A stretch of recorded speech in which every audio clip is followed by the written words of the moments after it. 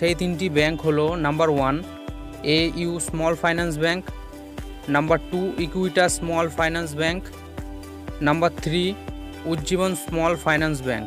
এই তিনটি ব্যাংকই সংগঠিত বড় ব্যাংক হিসাবে প্রতিষ্ঠিত হওয়ার সম্ভাবনা রয়েছে।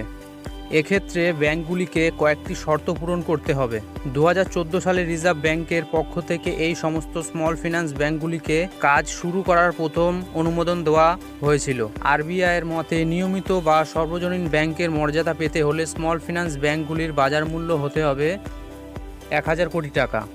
এই হিসাবে ধরা হবে শেষ 3 মাসের পরিসংখ্যান ধরে। তাছাড়া সেই ব্যাংকের শেয়ারও ভারতের বাজারে তালিকাভুক্ত থাকতে হবে।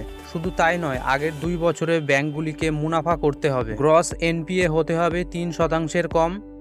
নেট এনপিএ গত 2 অর্থবর্ষে 1% কম হতে হবে। 5 বছরের একটা ট্র্যাক